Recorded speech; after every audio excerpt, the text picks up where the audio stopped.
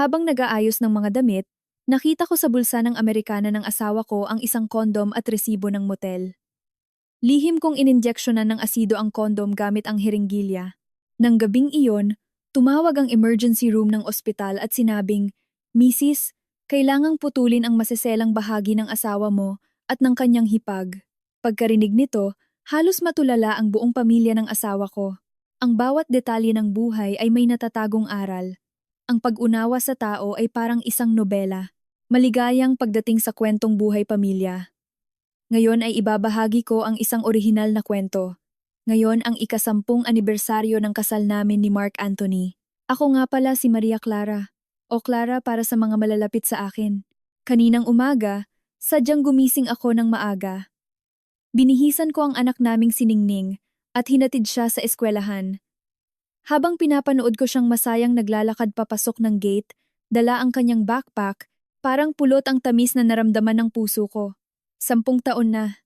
Mula sa wala, nakapundar kami ni Mark ng sarili naming bahay dito sa isang subdivision sa Cavite, nagkaroon ng mabait na anak, at unti-unti ring umasenso ang negosyo ni Mark sa Maynila. Naisip ko, ipagluluto ko siya ng paborito niyang kare-kare mamayang gabi para sorpresahin siya. Pumunta pa nga ako sa mall sa Alabang para kunin ang nirepa-reserba kong regalo para sa kanya, isang mamahaling necktie mula sa isang sikat na brand. Madalas kasing sabihin ni Mark na hindi ako romantiko, kaya ngayon, papatunayan ko siyang mali. Binalot ko ng maayos ang kahon at tinago sa pinakasulok ng aming kabinet. Nai-imagine ko na ang gulat at saya sa mukha niya mamaya. Kinahapunan, nasa magandang mood akong naglilinis ng kwarto. Nakita ko ang Amerikanang hinubad ni Mark kagabi na hindi ko pa nadadala sa dry cleaner. Naisip ko, plansyahin at ayusin ko na lang ito gamit ang steam iron para maisuot niya mamaya kasama ng bagong necktie na ireregalo ko. Perpekto. Habang pakanta-kanta, kinuha ko ang mamahaling suit niya. Nakasanayan ko ng kapkapan muna ang mga bulsa bago mamalansya. Baka kasi may maiwang resibo o barya na masira sa init. Burara kasi minsan si Mark. At tama nga, parang may laman ang loob ng bulsa sa kanang bahagi. Pagdukot ko, hindi papel ang nakuha ko, kundi isang maliit at kuwadradong plastik. Isang pink na kondom na hindi pa nabubuksan. Sa liwanag ng ilaw sa kwarto namin, parang nanlilisik itong nakatitig sa akin. Parang may sumabog sa utak ko.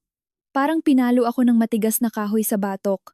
Tumigil sandali ang pagtibok ng puso ko, at biglang bumilis ng sobra na parang lalabas na sa lalamunan ko. Imposible. Paanong magkakaroon ng kondom? Matagal na kaming hindi gumagamit nito ni Mark. Mula nang ipanganak ko si Ningning, naging sakitin na ako, kaya madalang na kaming magtalik.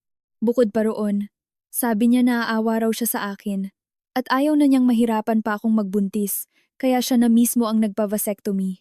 Dahil dito, nagalit pa nga ng sobra ang biyenan kong si Lola Rosa dahil naputol na raw ang lahi ng mga Santos na magkakaroon ng lalaking tagapagmana. Habang buhay akong naging tapat at nagpasalamat kay Mark dahil inisip ko na ginawa niya iyon para sa akin. Kung ganoon, saan galing ang kondom na ito? Isang nakakakilabot na ideya ang parang ahas na gumapang sa isip ko. May babae siya. Nanghina ako at nanlamig ang buong katawan ko. Hindi ako makapaniwala. Ang lalaking laging nagsasabi sa akin ng salamat sa pag-aalaga, mahal. Ang asawang kabisado ang mga paborito ko, magagawa niya ito sa akin? Gigil na gigil kong pinisil ang maliit na plastik na iyon hanggang sa bumao ng talim ng gilid nito sa palad ko. Anong gagawin ko? Lalabas ba ako? Tatawagan siya at aawayin? O hihintayin ko siyang umuwi at isasampal ito sa mukha niya? Hindi. Baka. Baka. Baka naman may paliwanag. Baka binili niya para sa katrabaho niya o baka freebie lang sa kung saan at nakalimutan niyang tanggalin sa bulsa. Pilit kong hinahanapan ng rason para pakalmahin ang nagwawalang emosyon ko. Bata pa si Ningning. Hindi pwedeng masira ang pamilyang ito. 10 taon kong pinaghirapan itayo ang bahay na ito. Hindi ito pwedeng gumuho ng ganun-ganun na lang. Tumayo ako sa harap ng salamin. Nang napakatagal, namumutla ako. Puno ng takot at kalituhan ang mga mata ko. Huminga ako ng malalim at sinabi sa sarili ko, "Clara, kumalma ka. Kailangan mong maging kalmado. Kung magwawala ako ngayon, wala akong mapapala. Kung talagang pinagtaksilan niya ako, hindi ko siya palalampasin. Kailangan kong malaman ang totoo." Ibinalik ko ang kondom sa loob ng bulsa ng suit na parang walang nangyari. Pagkatapos, pinagpatuloy ko ang pamamalansa, pero hindi ko mapigilan ang panginginig ng mga kamay ko. Kahit tumatama sa mukha ko ang init ng singaw ng plansa, nanlalamig ang buong pagkatao ko. Kinagabihan, umuwi si Mark sa tamang oras. May dala pa siyang isang malaking bouquet ng red roses. Nakangiti siyang bumati. Happy 10th anniversary, mahal. Sa labas na tayo kumain mamaya. Nag-book ako ng restaurant sa Tagaytay. Kung dati ito nangyari, baka naiyak na ako sa tuwa. Pero ngayon, habang nakatingin sa nakangiti niyang mukha, ang nakikita ko lang ay isang malaking kaplastikan. Pilit akong ngumiti, kinuha ang mga bulaklak at sinabing, "Sige, magbibihis lang ako." Pagpasok ko sa kwarto, isinara ko ang pinto at sumandal doon. Hindi ko na napigilan ang mga luha ko. Ang lalaking nasa labas na puro I love you ang lumalabas sa bibig, may dalang ebidensya ng pakikiapid sa bulsa ng kanyang suit. Ang ika-10 anibersaryo namin ay isang malaking biro. Halos wala akong nalasahan sa kinain namin noong gabing iyon. Mukhang masaya si Mark. Nagkukuwento tungkol sa mga plano niya sa negosyo, na balang araw daw ay dadalhin niya kami ni Ningning sa Japan para magbakasyon. Tinitingnan ko ang bumubuka niyang bibig, pero ang tanging nasa isip ko ay ang kondom na iyon. Kailan niya balak gamitin iyon? At sino ang kasama niya? Nang gabing iyon sa kama, mabilis na nakatulog si Mark. Rinig ko ang mahina niyang paghilik. Nakahiga ako sa tabi niya, nakamulat at nakatitig sa madilim na kisame. Hindi ako nakatulog. Ang mga sumpaan namin noong kasal namin 10 taon na ang nakararaan ay parang umaalingaw-ngaw pa rin, pero ngayon, iba na ang kahulugan nito. Mula nang makita ko ang kondom na iyon, parang nag-iba na ang pagkatao ko. Sa labas, ako pa rin si Clara, ang butihing ina at asawa. Pero sa loob, parang may nakabanat na tali laging nakikinig, laging nagmamatyag. Parang walang nangyari kay Mark pagkatapos ng araw na iyon. Naging mas malambing pa nga siya dahil siguro sa romansang nangyari noong anibersaryo namin. Pero habang mas bumabait siya, mas bumabaon ang tinik sa puso ko. Hindi na ako pwedeng manghula lang. Kailangan ko ng ebidensya. Hindi mura at madali ang proseso ng hiwalayan sa Pilipinas. Kung talagang may ginagawa siyang kalokohan, sisiguraduhin kong pagbabayaran niya ito ng mahal. Una, kailangan kong malaman kung ano ba talaga ang ginagawa niya. Overtime sa opisina ang unang naging suspetsa ko. Dati, kapag sinabi niyang mag-overtime siya, hindi na ako nagtatanong. Pinaghahanda ko pa siya ng midnight snack. Ngayon, tignan natin. Martes ng gabi, tumawag si Mark. "Clara, may tatapusin lang akong proposal. Baka gabihin ako ng uwi. Mauna na kayong kumain ni Ningning. Huwag niyo na akong hintayin." Hawak ko ang cellphone, pinanatili kong malambing ang boses ko. "Sige, mahal. Huwag mong masyadong pagurin ang sarili mo. Mag-ingat ka." Pagkababa ko ng tawag, napangisi ako. Proposal? Baka naman makikipagkita sa kabit? Tiningnan ko ang orasan. 5:30 ng hapon. Agad kong tinawagan ang best friend kong si Joy. Nakiusap ako na sunduin muna niya si Ningning at dalhin sa Jollibee, tapos samahan muna siyang gumawa ng assignment. Hindi na nagtanong si Joy at agad na pumayag. Pagkaayos ko kay Ningning, nagsuot ako ng simpleng itim na jacket at sombrero. Alam ko kung saan ang opisina ni Mark sa BGC. Pumarada ako sa isang madilim na kanto sa kabilang kalsada. Mula rito, kitang-kita ko ang exit ng building, pero hindi ako madaling mapapansin. Lagpas 6:00, nagsimula nang maglabasan ang mga empleyado. Nakatitig lang ako sa pinto, sobrang bilis ng tibok ng puso ko. Natatakot akong hindi ko siya makita, at mas natatakot akong makita ang ayaw kong makita. Bandang 6:20, nakita ko ang pamilyar na bulto ng katawan. Si Mark. Nakasuot siya ng gray na suit, yung eksaktong suit na pinalansya ko. Naglakad siya ng mabilis papunta sa gilid ng kalsada, lumingalinga at pumara ng grab. Bumagsak ang balikat ko. Hindi niya ginamit ang sarili niyang sasakyan. Ibig sabihin, may tinatago siya. Agad kong pinaandar ang kotse ko at maingat na sumunod sa kanya. Mabuti na lang, at rush hour, matraffic sa C5 kaya hindi mabilis ang grab. Hindi ako napansin sa dami ng sasakyan. Hindi umuwi ang grab sa direksyon ng Cavite, at hindi rin ito pumunta sa mga sikat na mall. Sa halip, lumiko-liko ito hanggang sa makarating sa isang tahimik na kalsada sa Makati at huminto sa tapat ng isang tagong cafe na mukhang mamahalin. Kanto Kape ang pangalan. Maliit lang ang pinto pero elegante ang loob. Halatang lugar para sa mga palihim na tagpuan. Ang galing talagang pumili. Bulong ko sa sarili ko. Pinanood kong bumaba si Mark. Inayos ang suit niya. At pumasok. Pumarada ako sa medyo malayo. Halos lumabas na ang puso ko sa dibdib ko. Susugod ba ako ngayon para mahuli sila sa akto? Paano kung nagkakape lang sila? Madaling makakagawa ng palusot si Mark. Baka masira ko pa ang plano ko. Kailangan kong hintayin na lumitaw ang kabit niya. Bawat minuto ay parang kalbaryo. Hindi ako kumurap habang nakatitig sa pinto ng kafe. Makalipas ang 15 minuto, may isa pang grab na huminto sa tapat. Bumaba ang isang babae. Nakasuot siya ng yellow na dress, balingkinitan, at halatang bihis na bihis. Lumingalinga rin siya bago mabilis na pumasok. Kahit nakasuot siya ng malaking sunglasses, pamilyar na pamilyar sa akin ang tindig at paglalakad niya. Biglang kumirot ang dibdib ko. Isang nakakapanindig balahibong hinala ang pumasok sa isip ko. Imposible. Hindi maaari. Gusto kong silipin ang loob, pero dahil sa reflection ng salamin ng kafe, hindi ko makita ng malinaw. Naghintay ako ng halos 1 oras. Pakiramdam ko, para akong tanga na nakaupo sa kotse, nag-iisip ng kung ano-ano, habang basa ng malamig na pawis ang mga palad ko. Sa wakas, bumukas ulit ang pinto. Unang lumabas yung babaeng naka-yellow dress. Tinanggal niya ang sunglasses niya habang nag-aabang ng taxi. Sa pagkakataong iyon, malinaw kong nakita ang mukha niya. Boom! Parang tinamaan ng kidlat ang utak ko. Nagblanko ang isip ko. Kilalang kilala ko ang mukhang iyon. Si Vanessa. Si Vanessa Cruz Santos. Ang hipag ko. Ang asawa ng sariling nakababatang kapatid ni Mark na si Dennis. Paano naging siya? Paanong mangyayaring siya? Nanigas ang buong katawan ko. Ang asawa ng asawa mangyayaring siya. Parang namuo ang dugo ko sa ugat.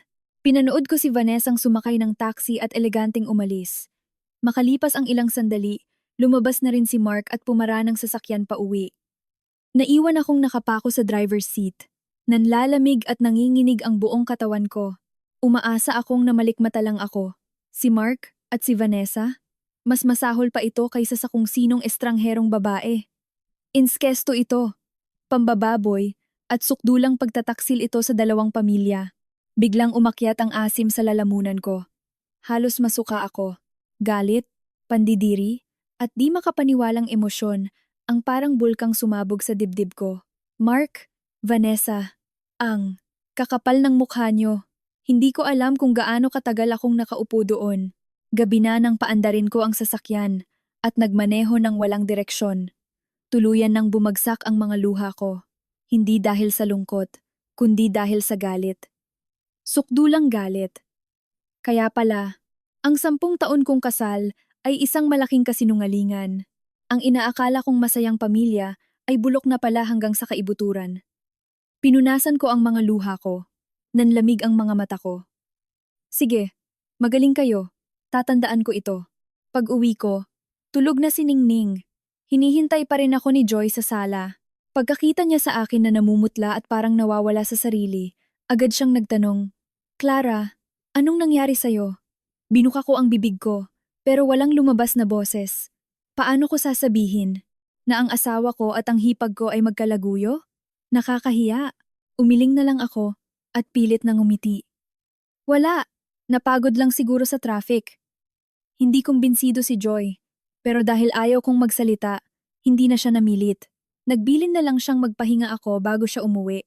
Nang gabing iyon, hindi na naman ako nakatulog. Madaling araw na umuwi si Mark, amoy alak pa. Nakangiti siyang bumulong. Mahal, tapos na ang proposal. Nakatikod ako sa kanya. Mariing kinakagat ang labi ko dahil baka hindi ko mapigilang bumangon at kalmutin ang mukha na niya. Bawat pagdikit ng balat niya sa akin ay nagbibigay ng matinding pandidiri. Hindi sapat na alam ko lang na silang dalawa iyon. Kailangan ko ng mas matibay na ebidensya. Ebidensyang magbabagsak sa kanila sa impyerno. Kailangan kong malaman kung hanggang saan na ang narating nila. Kailangan kong marinig mismo mula sa kanila. Kinabukasan, nagdahilan akong mamamalengke, pero dumiretso ako sa Raon sa Quiapo. Bumili ako ng isang maliit na voice recorder na may magnet. Sabi ng tindero, matagal daw ang battery nito at malinaw sumagap ng boses. Mahigpit kong hinawakan ang maliit na device na ito. Ito ang gagamitin kong armas.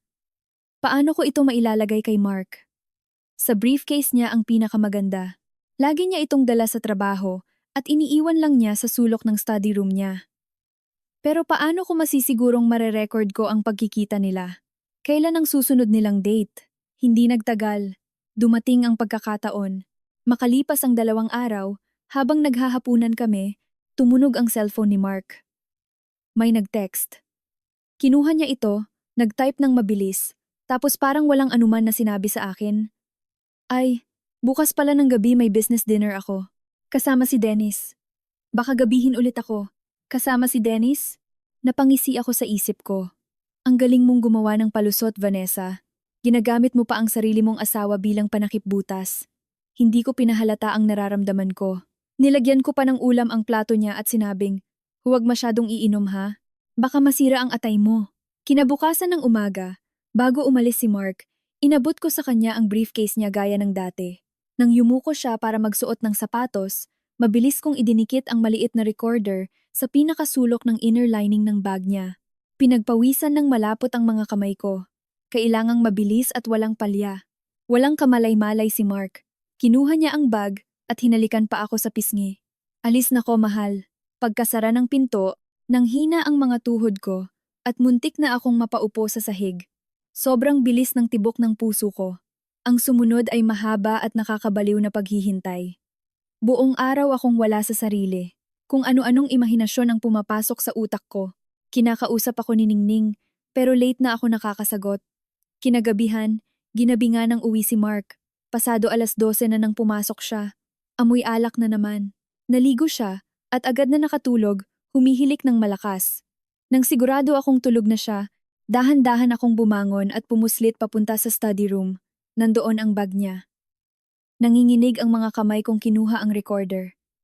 Malamig ang bakal nito, kaya napakurot ako sa sarili ko. Bumalik ako sa kwarto, nagsuot ng earphones, huminga ng malalim, at pinindot ang play. Sa unahan, puro ingay ng kalsada, pagbukas ng pinto ng kotse, at maikling usapan ni Mark at ng driver. Tapos, matagal na katahimikan at static. Kinakabahan ako, parang ang bagal ng oras. Sa wakas, narinig ko ang pagbukas ng pinto sa recording. Tapos boses ni Mark, mahina, bilis, pasok. Sinundan ito ng malanding hagikgik ng isang babae. Walang duda. Kay Vanessa ang pabebeng boses na iyon. Grabe ka naman, parang magnanakaw kung makapagdali, sabi ni Mark. Siyempre, miss na kita eh. Wala bang problema kay Dennis? Tumawa ng nakakainsulto si Vanessa. Sus, wag kang mag-alala doon. Sabi ko sa kanya may ka-meeting akong kliyente, kaya hinayaan ko siyang mag-bar mag-isa. Madaling utuin ang tangang. Yon. Tapos, narinig ko ang tunog ng paghahalikan at mahahalay na pag-ungol. Mariin kong kinagat ang labi ko at ibinaon ang mga kuko ko sa palad ko para lang kayaning pakinggan pa. Maya-maya, narinig kong naglalambing si Vanessa. Mark, kailan mo ba hihiwalayan yang losyang mong asawa? Ayoko na ng ganito tayo. Patago-tago. Nagdadalawang isip ang boses ni Mark. Bakit ka ba nagmamadali? Hindi pa ngayon ang tamang oras. Palago pa lang ang kumpanya. Tsaka, bata pa si Ningning. Nagalit si Vanessa. Ningning, puro ka na lang Ningning. Paano naman ako? Ano ba ako sa'yo? Sabihin ko sa'yo, Mark. Baka buntis na ako at anak mo to. Hindi pwedeng ipanganak ko ang anak mo ng patago at walang apelyido mo. Natigilan si Mark sa recording. Halatang gulat. Ano? Buntis ka? Totoo ba yan? Siyempre totoo. Halos 1 linggo na akong delay, may pagyayabang sa boses ni Vanessa. Kailangan mo nang hiwalayan si Clara, kundi susugod ako kay Lola Rosa at magsusumbong. Tingnan natin kung sino ang kakampihan niya. Ang manugang na walang silbi at hindi makapagbigay ng anak na lalaki, o itong dinadala ko sa sinapupunan ko na magtutuloy ng lahi ng mga Santos. Hindi ko na kinayang pakinggan. Hinablot ko ang earphones at nanginig ng buong lakas ang katawan ko. Hindi lang pala panloloko. May anak na silang parating. At gusto pa ni Vanessa ang gamitin ang biyanan ko para paalisin ako sa pwesto ko. Hindi lang nila sinisira ang pamilya ko. Gusto nila akong patayin sa iyak at kahihiyan. Tuyong-tuyo na ang mga luha ko. Ang natira na lang sa puso ko ay purong puot na parang yelo sa lamig. Mark, Vanessa, Eds, kung wala kayong puso, pues, hindi rin ako magiging mabait. Gusto niyong magsama at magkaroon ng anak na lalaki? Manigas kayo. Sisiguraduhin kong pagbabayaran niyo ito ng dugo. Ang narinig ko sa recording ay parang pinabagang bakal na paulit-ulit na itinusok sa puso ko. Alam ko, hindi sapat ang galit. Kailangan ko ng plano. Kung nakukuha nilang maging walang hiya, dahil iyon sa alam nilang paboritong manugang si Vanessa, ng biyenan kong si Lola Rosa. Alam nilang kahit mabunyag ito, may kakampi sa kanila. Pagsapit ng weekend, 66 na kaarawan ng biyenan ko. Matagal nang napag-usapang magpapakater sa bahay nila sa QC para magtipon-tipon ang pamilya. Dati, umiiwas ako sa mga ganitong salusalo. Pero ngayon, gusto kong makita kung paano aarte ang mga demonyong ito. Nang dumating kami ni na Mark at Ningning, naroon na si Dennis at Vanessa. Nakakapit pa si Vanessa sa braso ni Lola Rosa, abot tenga ang ngiti at sobrang tamis ng dila. Ma, ang ganda niyo po sa pulang bestida niyo ngayon.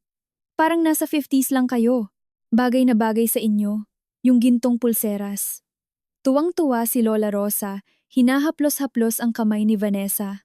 Ang galing talagang pumili nitong si Vanessa. Siya pa ang bumili nitong pulseras sa akin. Dala-dala ko ang regalo ko, isang mamahaling shawl at mga imported na vitamins. Lumapit ako at bumati. Happy birthday po, Ma.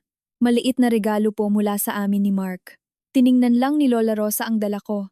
Nawala ang ngiti niya, tumango lang at nilapag ito sa gilid. Bumalik agad ang atensyon niya kay Vanessa at tinanong kung anong ulam ang gusto nito. Si Mark naman, parang walang nakikita. Nakikipaglaro lang sa anak ni na Dennis at Vanessa. Nanlamig ang dibdib ko, pero pilit akong ngumiti ng disente. Sanay na ako. Dahil nagkaanak ng lalaki si Vanessa, paborito siya. Ako, dahil babae lang ang anak ko, walang kwenta sa paningin ni Lola Rosa. Nang kumakain na, mas lalong naging halata ang paboritismo. Panay ang lagay ng ulam ni Lola Rosa sa plato ni Vanessa at ng apo niyang lalaki. Vanessa, kumain ka pa nitong sugpo para sa utak. Apo, kain ka pa ng lechon para lumaki kang malakas. Pagdating kay Ningning, simpleng Ningning, kumain ka lang ang sinabi niya. Tahimik na tumango ang anak ko at kumuha ng pansit. Naaawa ako sa anak ko. Nagsalita bigla si Vanessa. Nakatingin siya sa akin pero kay Lola Rosa nakapaloob ang mensahe. Ma, tingnan niyo si Ate Clara. Ang galing palakihin ni Ningning, napakatahimik. Di tulad nitong anak namin ni Dennis. Sobrang likot, nakakapagod. Pero iba pa rin talaga kapag may lalaki sa pamilya, no, Ma? Siguradong may magdadala ng apelido. Mukhang papuri iyon. Pero alam ko ang ibig niyang sabihin. Nagyayabang siya na nakapagbigay siya ng lalaki. At pinaparinggan ako. Humigpit ang hawak ko sa tinidor, pero hindi ako umimik. Si Dennis, na walang kaalam-alam, sumingit. Oo nga, Ate Clara, Kuya Mark. Kailan niyo ba susundan si Ningning? Tagal nang nagaantay ni Mama ng isa pang apo sa inyo eh. Biglang natahimik ang lamesa. Namula si Mark at nauutal na sumagot. Busy pa sa kumpanya. Saka na. Binaling agad ni Lola Rosa ang galit sa akin. Busy? Puro kayo busy. Clara, hindi sa nanghihimasok ako ha, pero dapat gumawa na kayo ng paraan. Ang pinakaimportanteng tungkulin ng babae ay bigyan ng tagapagmana ang pamilya ng asawa niya. Tingnan mo si Vanessa. Ang laki ng negosyo nila ni Dennis, pero naasikaso niya ang asawa niya at nabigyan pa tayo ng lalaki. Nagpanggap na mapagkumbaba si Vanessa. Naku ma, wag po kayong ganyan. Magaling din naman si Ate Clara sa bahay. Siguro. Hindi lang talaga sila binibiyayaan pa. Habang sinasabi niya, yon, pasimple niya akong tiningnan ng may halong pangungutya. Nakatungo lang ako, nagkukunwaring kumakain kahit parang buhangin ang lasa ng kanin. Tagapagmana? Nagpa-vasectomy na nga si Mark. Kanino ako magkakaanak? Pinaglalaruan lang ako ng mag-inang ito at ngayon, ako pa ang masama. Hindi man lang ako ipinagtanggol ni Mark. Sumang-ayon pa siya sa nanay niya. Para sa atin din naman yon, mahal. Pag-isipan natin. Sa sandaling iyon, may narinig akong tuluyang nabasag sa loob ko. Gusto niyo ng tagapagmana ng pamilya Santos? Sige. Meron nang nakahanda sa tiyan ni Vanessa, di ba? Kaso, hinding-hindi niyo makikita ang apong iyan. Wala akong nalasahan sa pagkaing iyon. Puno ng puot at pagkasuklam ang puso ko. Kung anak na lalaki ang pinagmamalaki nyo para tapakan ako, sisirain ko ang mismong bagay na iyon. Pagkatapos ng birthday, sa sasakyan pa uwi, mukhang masaya si Mark, kumakanta-kanta pa. Nakasandal ako sa bintana, blanko ang ekspresyon habang pinagmamasdan ang mga dumadaang ilaw sa labas. Mula nang mangyari yon, nag-iba na ako. Kung dati umiiyak ako ng patago, ngayon, ni isang patak ng luha ay wala nang lumabas. Parang naging yelo ang puso ko. Nakakadiri silang panoorin. Pero nakipagplastikan ako. Kailangan ko siyang maging kampante. Ako ang mga ngaso na nag-aabang sa perpektong oras. Alam ko, kung huhulihin ko lang sila sa kama o mag-eeskandalo ako, walang mangyayari. May pera si Mark at suportado si Vanessa ng biyenan ko. Kami ni Ningning ang kawawa. Kailangan ko ng planong isang bagsakan lang para habang buhay silang hindi makabangon. Pero paano? Isang araw, pagkahatid ko kay Ningning, napadaan ako sa hardware sa palengke. Nakita ko ang isang bote ng pambara ng inidoro. May picture ng bungo at nakasulat, Extreme Corrosive. Keep away from children. Tumigil ang mundo ko. Corrosive. Isang nakakakilabot na ideya ang pumasok sa isip ko. Mabilis akong lumayo, pero tumanim na ang ideya sa utak ko. Kinagabihan, patago akong nag-search sa internet tungkol sa sulfuric acid o asido. Nakakatakot ang mga litratong lumabas. Alam kong illegal ito at sobrang delikado. Pero kapag naiisip ko ang boses ni Vanessa na nagyayabang na buntis siya, ang mukha ng biyenan kong nagmamaliit sa akin at ang pagtataksil ng asawa ko. Natabunan ng galit ang takot ko. Sinira nila ang buhay ko. Sisirain ko rin ang mga buhay nila. Gusto ni Vanessa gamitin ang bata para mang-agaw? Gusto ni Mark ng lalaki? Puputulin ko ang pangarap nilang iyon. Paparanas ko sa kanila kung ano ang totoong impyerno. Hindi na ako makabalik. Wala na akong pakialam sa mundo. Ang tanging inaalala ko na lang ay si Ningning. Kailangan kong siguraduhin na kahit anong mangyari sa akin, magiging maayos ang anak ko.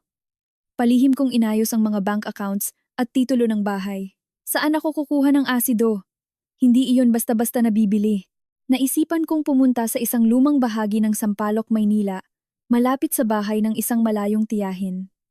May isang madumi at maliit na hardware doon na pag-aari ng isang bingot at matandang lalaki. Pumasok ako para bumili sana ng bumbilya. Pagtingin ko sa ilalim ng estante, nakita ko ang isang maalikabok na bote ng salamin.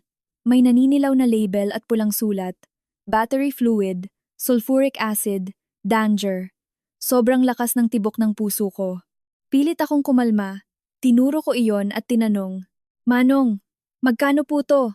Tiningnan ito ng matanda. Ay, luma na yan. Wala nang gumagamit niyan. Aanhin mo? May palusot na ako. Yung e-bike po kasi ng asawa ko. Humihina na ang baterya. Susubukan ko lang po lagyan. Tiningnan niya ako. Dahil babae ako, siguro naisip niyang totoo sinasabi ko. Sige, 20 pesos na lang. Mag-ingat ka. Matapang yan. Huwag mong ididikit sa balat mo. Nagbayad ako agad. Binalot ko sa maraming plastik ang bote na parang may dala akong bomba at mabilis na umalis. Pagdating sa bahay, tinago ko ang bote sa loob ng kahon ng mga lumang damit ko. Pakiramdam ko, laging mainit ang kwartong iyon. Kailangan ko ng kumilos bago pa ako mabaliw. Sa mga sumunod na araw, inobserbahan ko ang galaw ni Mark. Napansin ko ang isang pattern. Tuwing sasabihin niyang mag-overtime siya, kinagabihan bago siya umalis, kumukuha siya ng isang pirasong kondom mula sa isang lumang kahon sa drawer ng study room niya at nilalagay ito sa bulsa ng suit niya o sa bag. Nakatago ito sa mga lumang business cards at ballpen kaya hindi talaga mapapansin. Klaro na ang plano. Papalitan ko ang kondom na gagamitin niya ng aking espesyal na regalo. Dumating ang pagkakataon ng Huwebes ng hapon. Tumawag si Mark. Clara, may importanteng kliyente akong imimit bukas ng gabi. Baka gabihin ako. Ito na ang tamang oras. Kinabukasan ng hapon, bago siya umuwi, nilock ko ang pinto ng study room. Nagsuot ako ng rubber gloves, kinuha ko ang isang maliit na heringgilya na nilinisan ko ng mabuti, at kinuha ko ang bote ng asido sa ilalim ng mga damit. Mahigpit ang takip ng bote. Nang mabuksan ko, isang matapang at nakasusulasok na amoy ang kumalat sa hangin. Pinigil ko ang hininga ko. Maingat kong hinigop gamit ang syringe ang kaunting transparent na likido. Parang tubig lang, pero alam kong nakamamatay kapag dumikit sa balat. Binalik ko ang bote at naghanap sa drawer ni Mark. Nandoon ang maliit na kahon. Pagbukas ko, iisa na lang ang kondom doon. Handang-handa na siya para sa date nila mamaya. Nilapag ko ang kondom sa ibabaw ng dyaryo. Nanginginig ang kamay ko. Huwag kang matakot, Clara. Para kay Ningning. Para sa sarili mo. Hinawakan ko ang gilid ng plastic wrapper ng kondom. Humanap ako ng pinakatagong sulok. Gamit ang dulo ng herenggilya, dahan-dahan kong tinusok ang packaging. Kailangang napakaliit lang ng butas para hindi halata. Nang makapasok ang karayom, dahan-dahan kong itinulak ang plunger. Pumasok ang asido sa loob ng kondom. Nakita kong bahagyang lumobo ang plastic. Pinigil ko ang hininga ko. Natatakot na baka pumutok ito.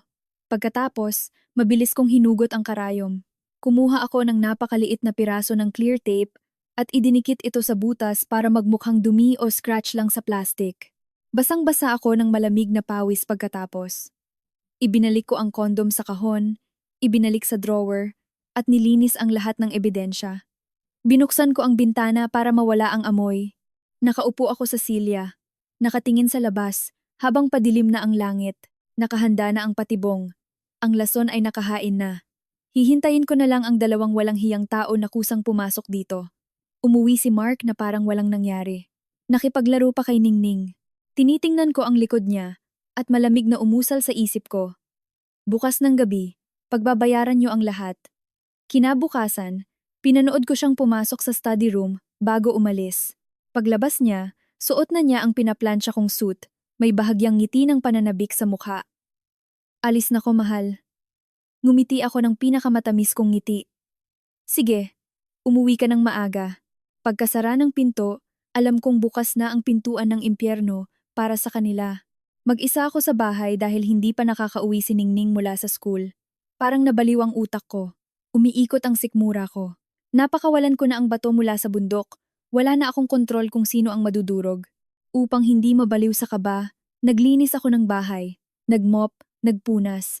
Pero sa bawat kuskus ko, nai-imagine ko silang dalawang magkayakap. Binuksan ko ang TV. Pero wala akong maintindihan. Sinundo ko si Ningning ng 4:30 p.m.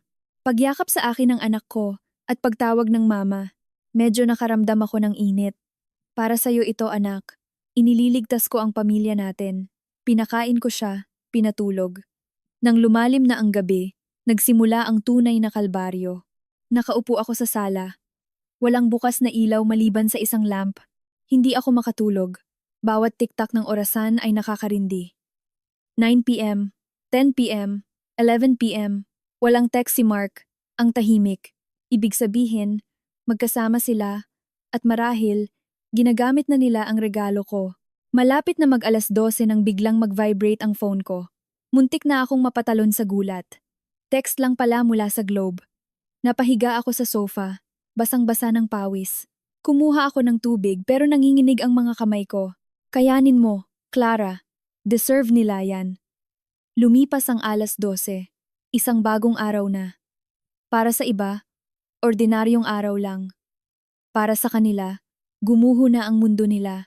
Madaling araw, mabilis akong nagmamaneho sa kalsada. Wala akong pakialam sa stoplight. Kalahati sa akin ay kaba, kalahati ay malamig na pag-asam. Ang totoong pagsubok ay sa ospital. Pagdating ko sa emergency room ng malaking ospital, palapit pa lang ako ay rinig ko na ang hagulgol. Boses ng biyanan kong si Lola Rosa at ang malakas na boses ni Dennis. Huminga ako ng malalim, itinulak ang salamin na pinto ng ER, at pumasok na umaarteng nagpanik at umiiyak. Nasaan si Mark? Anong nangyari sa asawa ko? Gulo ang paligid sa ER. Nakasalampak si Lola Rosa sa upuan, hinahampas ang binti niya habang umiiyak. Anak ko, anong kasalanan mo at nangyari to sa'yo? Paano na tayo mabubuhay? Wala na ang mata pobre niyang anyo. Si Dennis naman, namumula sa galit, hawak-hawak ang kwelyo ng doktor. Pagalingin niyo sila, kahit magkano babayaran ko. Pag hindi niyo nagawa, idedemanda ko tong ospital na to. Pinipigilan siya ng mga guard at nurse. Nasa gilid din ang nanay ni Vanessa. Panay ang punas ng luha at bumubulong. Panginoon ko, Anong klaseng sumpa ito? Nang dumating ako, tumigil silang lahat at tumingin sa akin. Parang nakahanap ng masisisi si Lola Rosa. Tumalon siya at dinuro ako. Clara, ikaw na malas ka. Kasalanan mo to. Kung inalagaan mo ng tama si Mark, hindi sana siya pupunta sa… Natigilan siya nang ma-realize niyang madudulas siya kaya bumalik siya sa paghagulgol. Tiningnan ako ni Dennis na may halong galit, duda, at pagkakonsensya. Hindi ko pinansin ang biyanan ko. Tumakbo ako sa doktor na kinuwelyuhan ni Dennis kanina. Tuloy-tuloy ang pag-iyak ko. Dok, ang asawa ko po. Kamusta siya? Inayos ng doktor ang damit niya. At seryosong sinabi, kayo ba ang misis ni Mr. Mark Santos? Misis, hindi maganda ang sitwasyon. Siya at ang isang nagngangalang Vanessa Cruz ay nagtamo ng matinding sunog mula sa isang highly corrosive chemical sa kanilang mga masiselang bahagi ng katawan. Dead on arrival ang mga tissues at hindi na maaagapan. Kailangan naming magsagawa ng debridement at amputasyon. Putulin ang ari agad-agad. Kung hindi, kakalat ang impeksyon at mamatay sila. Kailangan namin ang pirma nyo. Piputulin? Gumanap ako na parang gumuho ang mundo ko. Natumba ako ng bahagya at sinalo ako ng isang nurse. Umiiyak akong nagmakaawa, Dok. Parang awa nyo na. Iligtas nyo siya. Huwag nyong putulin. Paano na siya mabubuhay? Sumugod si Lola Rosa. Pumirma ka na. Buhay ng anak ko ang unahin mo. Biglang sumigaw si Dennis. Anong pirma? Hindi pa nga natin alam kung anong nangyari. Tumingin siya sa akin ng nanlilisik. Ate Clara, paano napunta si Kuya Mark kay Vanessa? At naging ganyan ang lagay nila. Sabihin mo nga, ito na, ang tanong na hinihintay ko. Napangisi ako sa loob, pero sa labas, inosente at nagtataka ang mukha ko. Tiningnan ko siya at ang biyenan ko, tapos umiyak ako ng mas malakas. Bakit ako ang tinatanong mo? Ako nga dapat ang magtanong sa'yo eh. Dennis, di ba kasama mo si Vanessa? Sabi ni Mark, magkasama daw kayong makikipag-meeting sa kliyente. Bakit sila ang magkasama? At, bakit umabot sa ganito? Sunod-sunod ang iling ko, parang isang asawang hindi makapaniwala sa pagtataksil na natuklasan. Pagkasabi ko nun, biglang natigil sa pag-iyak si Lola Rosa. Nanlaki ang mata niya na pabalik-balik ang tingin sa akin at kay Dennis. Parang doon lang niya na-realize ang pinakamalaking issue. Bakit magkasama sa motel ang panganay niyang anak at ang manugang niya sa bunsong anak ng madaling araw? Namula si Dennis at hindi makapagsalita. Alam niyang hindi niya kasama si Vanessa kagabi. Alam niyang nagloko ang asawa niya, kasama ang sarili niyang kapatid. Nakakabingi ang katahimikan sa paligid. Bumagsak ulit sa upuan si Lola Rosa, parang tumanda ng 10 taon. Gustong magsalita pero walang lumabas. Nagawa ko. Napalabo ko na ang sitwasyon. Bilang asawa na ngayon lang nalaman ang pagtataksil ng asawa at hipag niya, valid ang reaksyon ko. Ang pagkasindak nila ang nagpapatunay na guilty ang dalawang nasa loob. Tinago ko ang mukha ko sa panyo, kunwari umiiyak ng hagulgol, pero sa likod ng tela, nakangiti ako ng malamig. Nasa labas pa rin kami ng operating room. Dumating ang 2 pulis para mag-imbestiga dahil sangkot ang matapang na kemikal sa isang aksidente. Nagpakilala ang pulis at tinanong ang nangyari. Unang sumagot si Lola Rosa, nanginginig at umiiwas ng tingin. Si Dennis, tahimik. Ako ang unang humarap. Pulis, ako po ang asawa ni Mark. Anong nangyari? Sabi ng pulis.